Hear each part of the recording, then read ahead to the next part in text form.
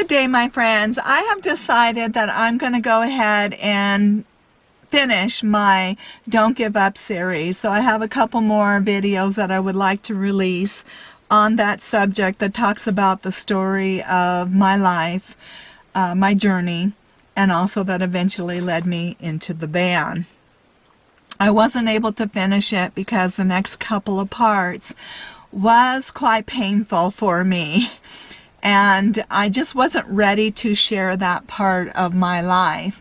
But I'm ready. I'm okay now, and I've really been soul searching and healing.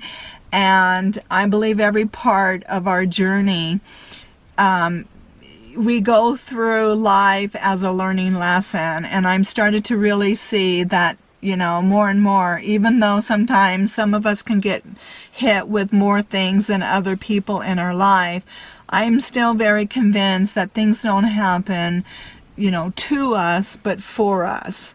And it can definitely help us to grow as a person. And I believe I really have from my past and where I am today. Also, I just released a video, one of my latest ones on the Nomadic Loneliness series.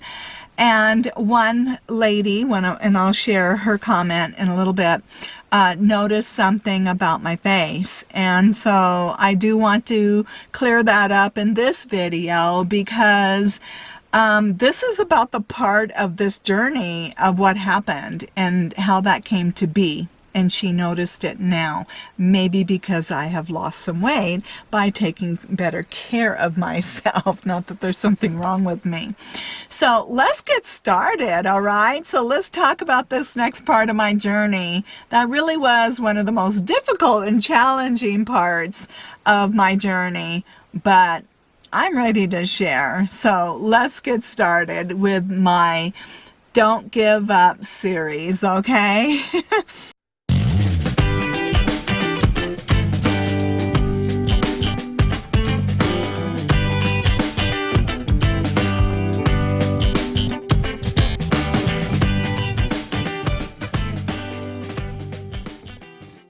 I realize I got this video done and I forgot to mention what sparked it was, so I'm going to jump ahead now, is I wanted to mention it was one of my longtime subscribers that said something in a comment that on a different note, have you noticed any changes on one side of your mouth/face seems a little slack.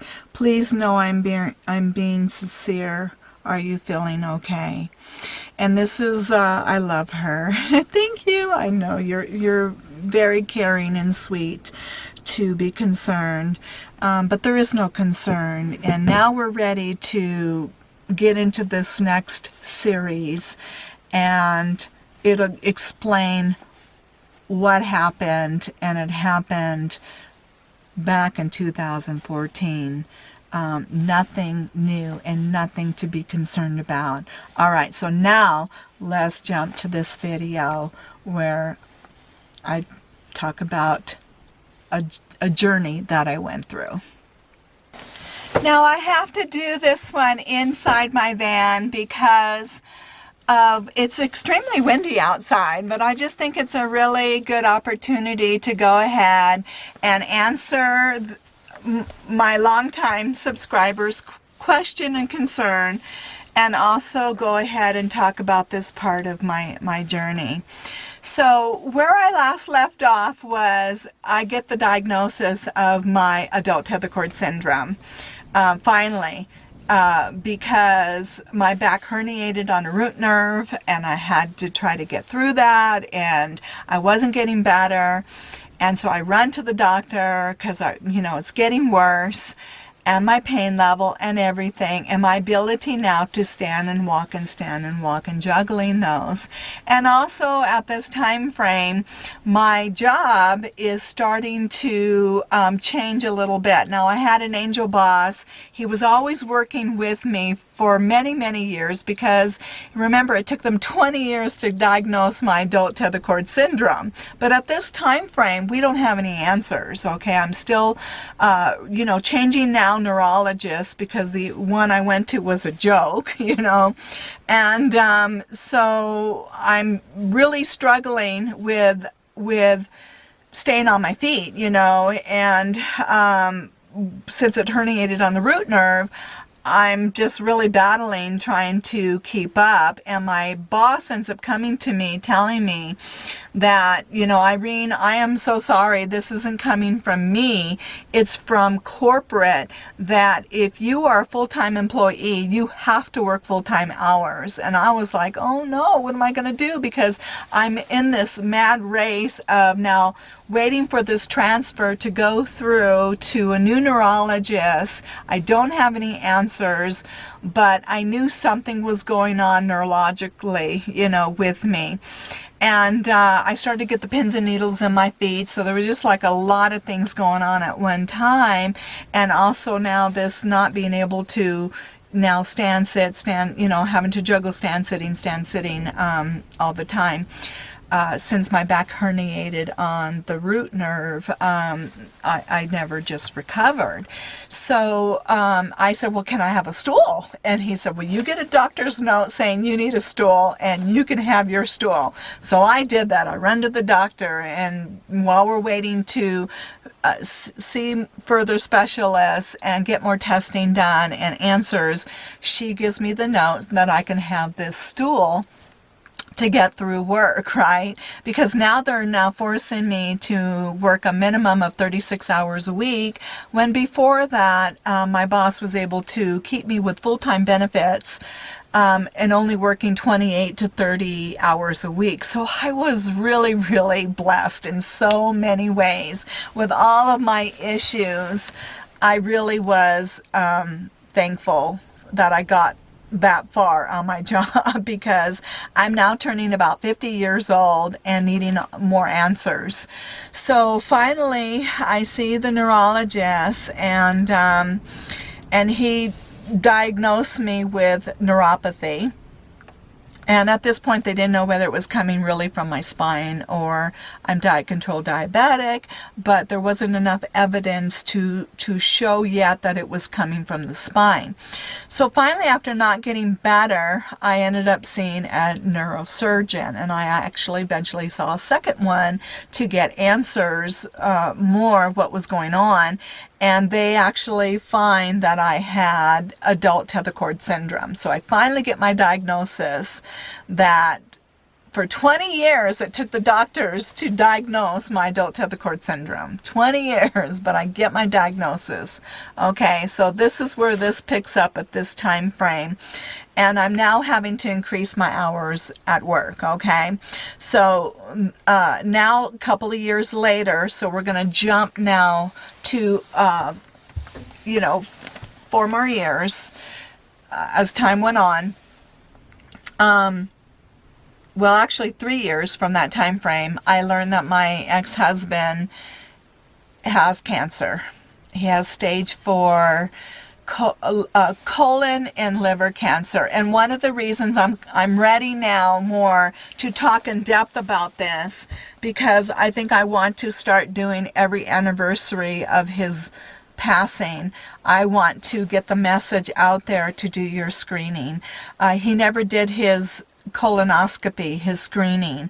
If he did, he would be alive today. I really think that nobody should have to die from colon cancer, because it is a slow growing cancer.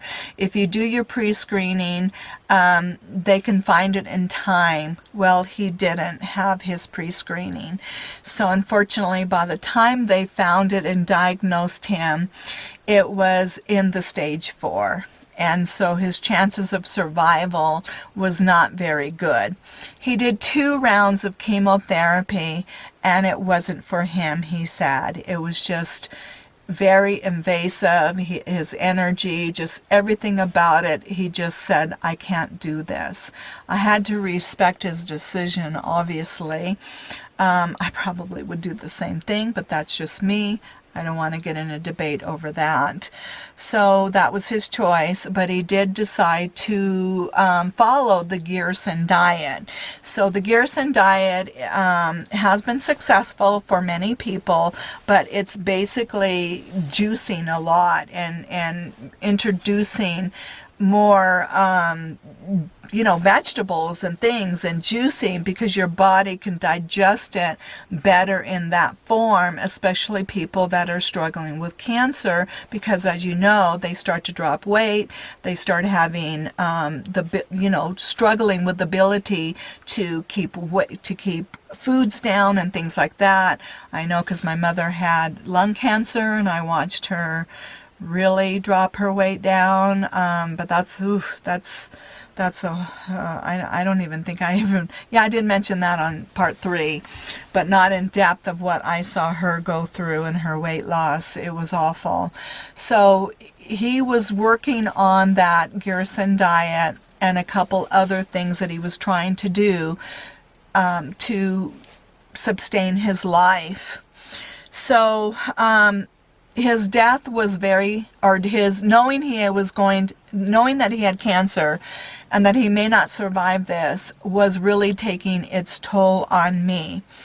He did go through a period where he didn't want to really talk to me.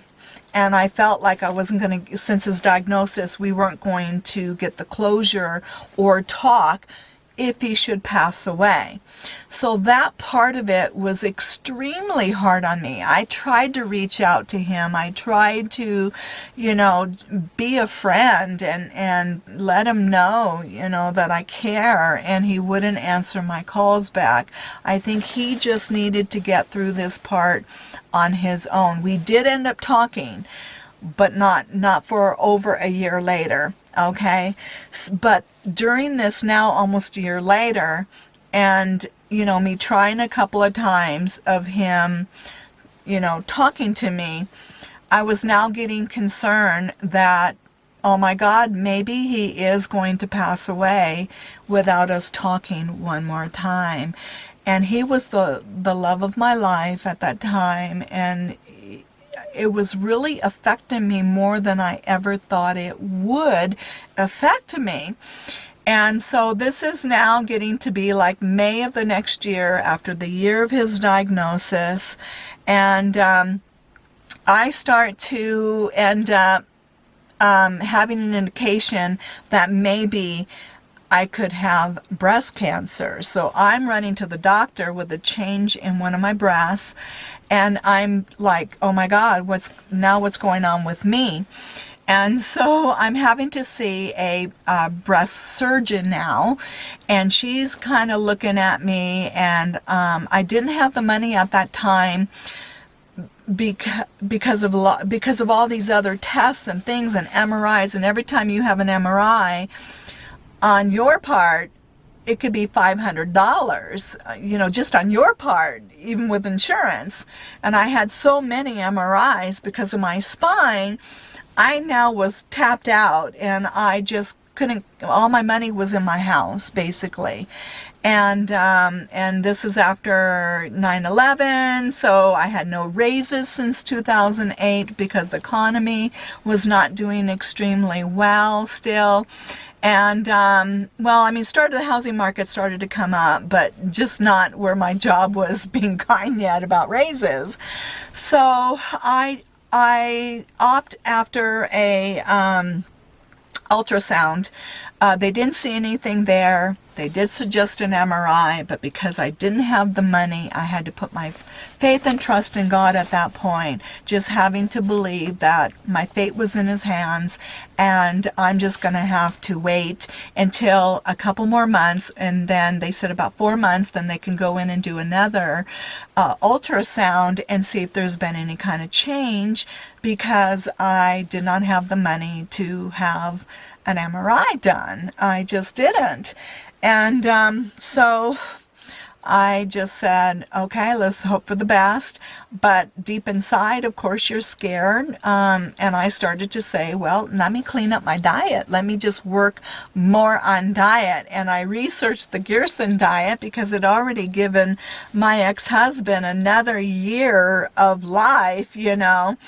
And so let me look at that. Let me look at being healthy. Let me look at what I can do to improve my health, because I could really feel I was not doing really well at that time. I started to get very, very sick. I was having trouble with allergies. It's almost as if my body became overloaded with the histamine. I couldn't even walk into a store because any kind of fragrance was causing my throat to close up. I couldn't breathe. I was every time I ate, it was kind of weird. I'd go into this coughing frenzy, and I would eat and then cough and then cough and then cough and then cough. And I felt, you know, it started to affect me in my ear. Like I started to say, oh my gosh, there's something going on. But it felt like swimmer's, you know, ear is what it felt like. I could just feel this fluid. And so all this change started to happen a little bit.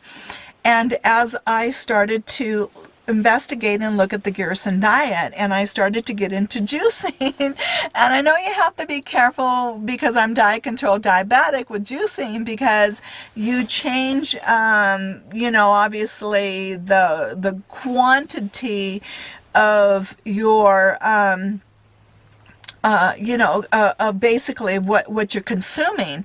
For instance, if you were to juice and take, you know, handfuls and handfuls of spinach and all these vegetables and carrots, and you're juicing, it's a stronger concentrate for one, and you're consuming a higher quantity, which can increase the proteins and sugars and things like that that can come from these vegetables. But I'm thinking, well, if I just do a little bit, and I'm, you know, I think I'll be fine. And I know that I have to be careful because of being diet controlled diabetic, and I tried to be careful even though I was trying to juice a little bit. I would have been far better off with just doing more smoothies, right? One particular time I had a friend over, and we both were sharing, here's a glass for you, here's a glass for me, wahoo, cheers, you know. And I'm still like battling something going on with the, you know, this inner ear thing, you know. And I started to, like I said, the swimmer's ear that it felt like. So all of a sudden, after I drink this juicing, I started to feel weird, like, ooh, I don't feel good, you know, and just extremely weird. And I'm trying to say real quickly, I don't know what's wrong, but I don't feel good.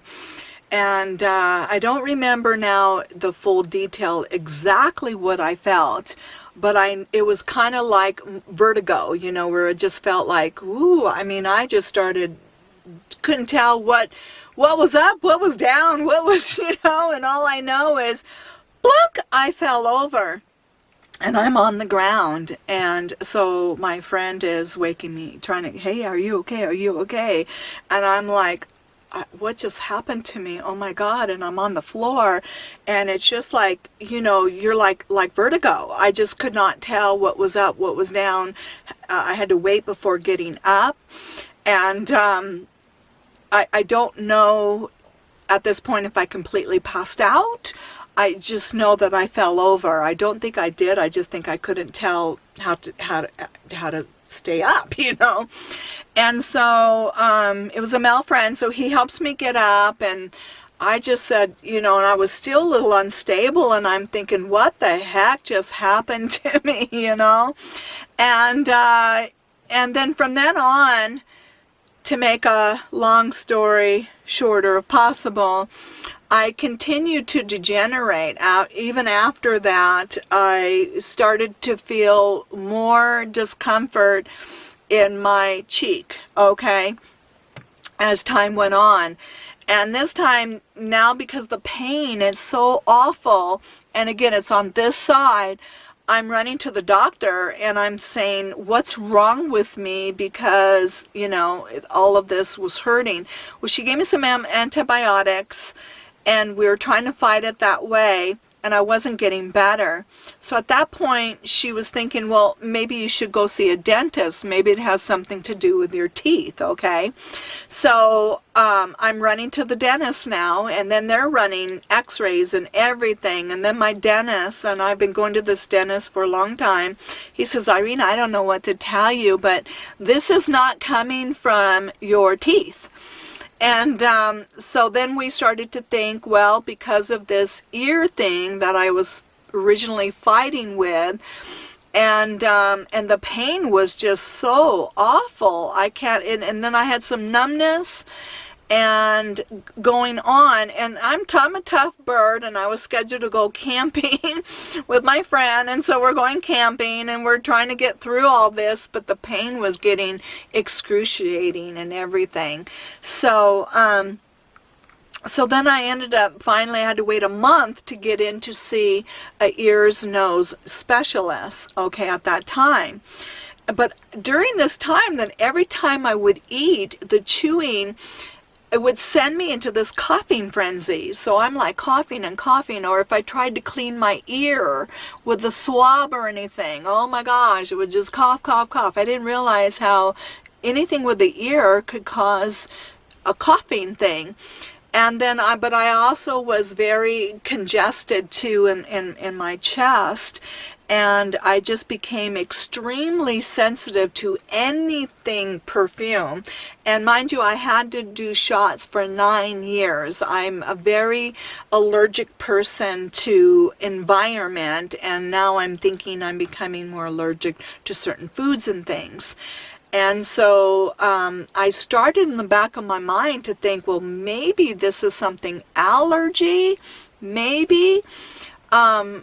I put it on the back burner, but let me see what the ears, nose, and throat specialists would say about everything that I'm starting to go through. But many times I go into a store, and if I even just got anywhere near the detergents or department or anything that had perfumey, it would just send my allergies off the chart when my throat was closing up on me and I'm having to drink water, you know, because that tickly and your eyes water and you're coughing, and I would cough and cough and cough, and oh my gosh, just that whole thing was so bad. But also at the same time, remember now my ex-husband is now in the next stage where he is going now into a nursing home. His sister announced that he was going into a nursing home. So what happened is now I'm starting to get really worried because my ex-husband still has not contacted me. But I learned from his sister about the nursing home, and I have a number to call at the nursing home. So I call at the nursing home trying to get a hold of him if he would talk to me. And I know a lot of it was because when our marriage ended, he had started to not believe that there was something seriously wrong with me. He started to believe that a lot of it was in my mind.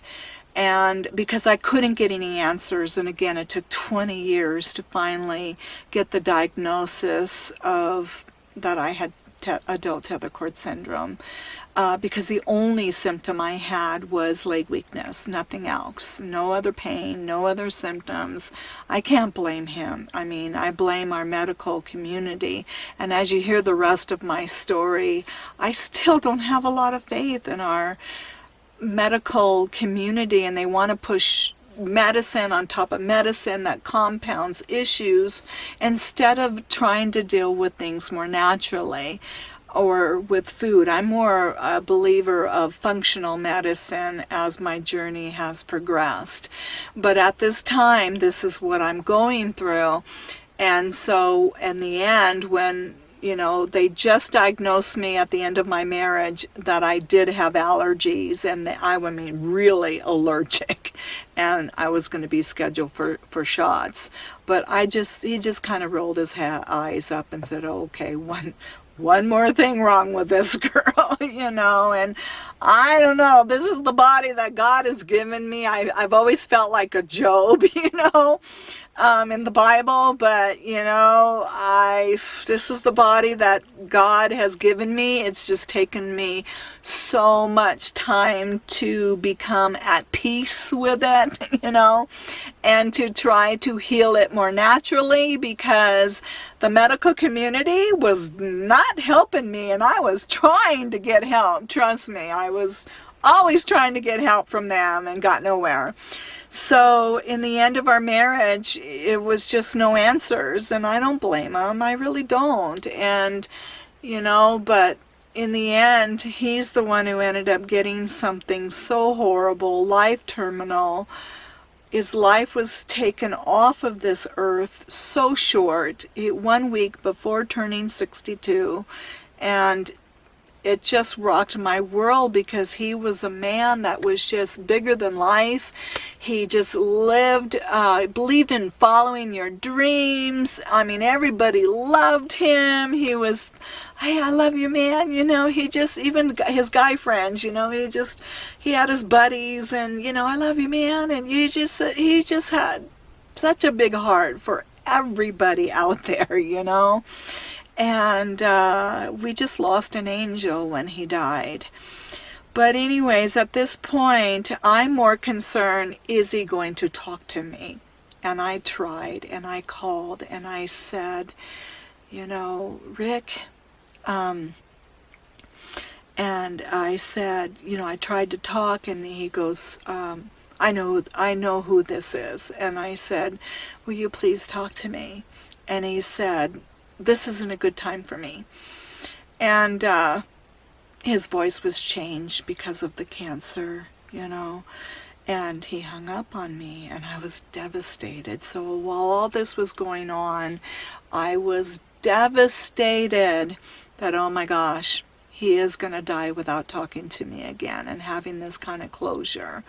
And I know inside, because he is now a person bigger than life, who thought nothing that serious would ever touch him, because he mentioned that in a statement he wrote once, and having to face this terminal thing that he was facing.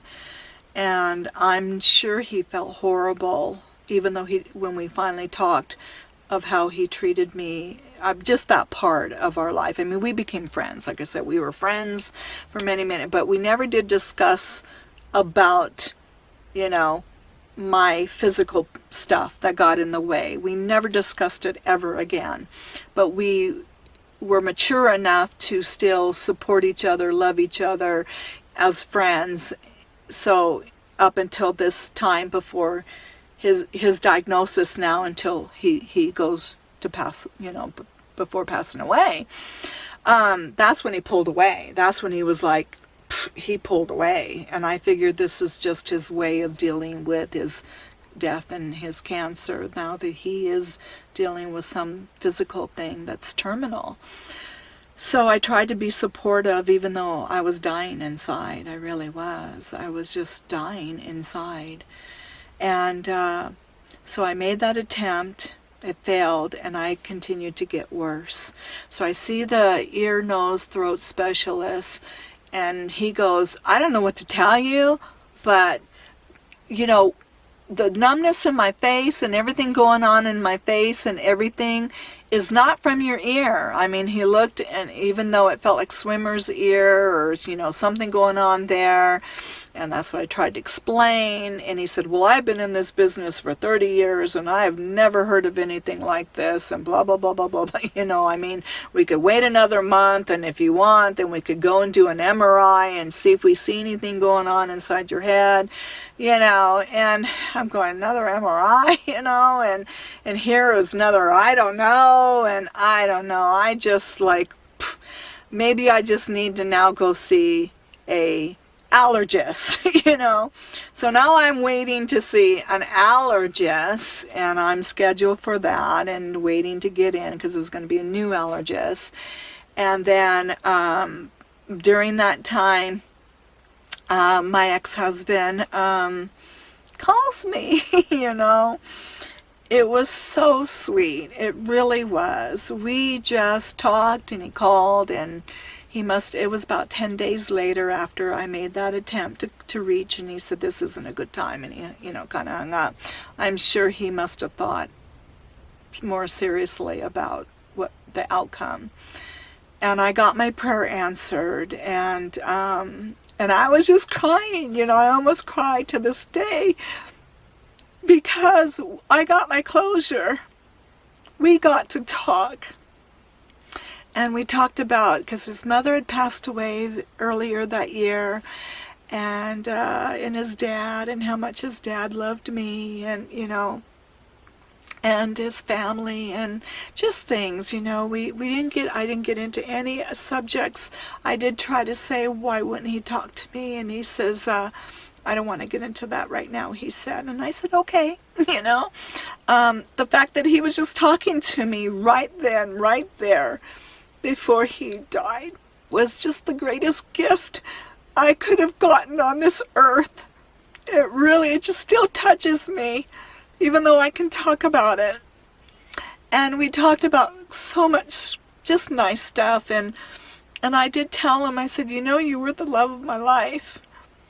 And he's always joking around, and he ends up saying, well, you didn't go get a tattoo now, did you? With his name. And I said, no. He made me laugh, and I said, no, I didn't do that. And then, when we went to end, I got to say, I love you one more time. And he said, I love you too. And, I did ask him if he wanted me to come down, and he said no. And I was very sick at that time. I don't think I could have even gotten through a flight out there. I was so weak. I was so sick. I was just struggling with so much. So it made me, I really had that conflict, because I wanted to go down, but he said no. He goes, I don't want you to come down. And I said, okay. And I had to respect that. And I did get to talk to him one more time a few weeks later. And I don't know how to tell you guys this, but deep inside of my heart, I just knew that God was keeping him. He kept him a year and a half with stage 4 liver and colon cancer. And the prognosis was not very good, and of course I always was hoping that he would beat this. But somehow in the end, when I knew he went into the nursing home, he wasn't going to beat this. And that God was just keeping him maybe long enough to make that decision for us to have that last conversation and that closure. And we got it. And then after that, I just had this ache in my heart now that God was going to take him, and he was going to pass away now, shortly soon, because we finally got to talk. And he did. He passed away shortly, I don't remember how many weeks after, maybe 6 weeks, something like that, after we finally, 8 weeks. It was December 30th, 2014 when he passed away. And we got the closure, we got to talk, but I got a phone call 2 weeks after we talked, and he wasn't doing well. And I said, what's wrong, Rick? And he goes, I need to find a doctor. I need the doctor to come and see me. And he took a turn for the worse. And my heart sank, and I just knew at that point he was going to pass away, and his time was coming real soon. And shortly after that, then I got the news he did pass away. But the closure was, we got to talk. And I continued to search for my answers of my face. And I saw the allergist, and I told her what I did, and the juicing, and and by the way, the breast thing, by the time I got back into an MRI, not an MRI, the ultrasound, it did show negative. So I got the relief, that it was negative. I did not have breast cancer. And then the allergist said, well, she's tried to explain about the potency in the proteins, and it was probably just too much in and then also with the stress and my immune system and everything else going on at that time just overloaded my system. So your body just almost becomes histamine, just dumped with too much histamine, that becomes a toxic thing, because I actually had to have an EpiPen. For the first time in my life, I had to have an EpiPen because I would have these episodes of my throat closing up on me and things like that. So I started to get back in for shots. I stopped the juicing and I realized that if you're going to eat healthy or bring back vegetables or things like that, you need to bring it in more slowly. I just think I tried to do too much too soon, dumped and overloaded my immune system, compromised it when it was already so compromised with everything else going on, with the stress of Rick dying and passing away. And so I get the news that he had passed away, and I'm already making some recovery with the allergist, but to this day, every time I tried to bring like tea or something, I know that seemed to trigger. I always knew that was like my barometer to this day. When I eat something or something is overloading my system, I'll feel it in my face, which is the craziest thing, But to this day, it's left one side of my face a little more droopy than the other side. And I don't know why. I've got no answers for this, and I don't want to do any more further testing. That's just me. I'm done. I don't know if there's something more in the brain, or maybe it's neurological because I've got so many other issues. But I know when I would eat certain things or drink, if it was more of an allergy thing, my face would hurt. It doesn't always hurt. Sometimes it'll just droop more. And especially since recently I've lost weight intentionally, not that something's wrong or I'm sick. I'm intentionally eating better and vegetables and slowly bringing in my vegetables. I'm trying not to overload myself. But I am having a really hard time at this point that I'm trying to make this video is when I went through Idaho. I'm on my way to get back with Kent, and I'm in Utah. I'm around a lot of grasses and sagebrush while I'm still eating vegetables, trying to make myself feel better, And I'm really been struggling with a lot of allergies right now. Oh my gosh, I'm just pumping allergy pills, and I'm really struggling right now trying to feel better as I'm trying to now get this part of the video out. So in the loss of weight, please don't worry. You might see, yes, this cheek is a little bit, droopier. And also, if you look at my past videos, you will see that I believe this side of the lip, I believe it's this side, is a little lower. Like, just my smile or my lip is a little bit different from one side to the other side. And that's the reason why. So I almost live with this constant memory, of what happened on that year of 2014.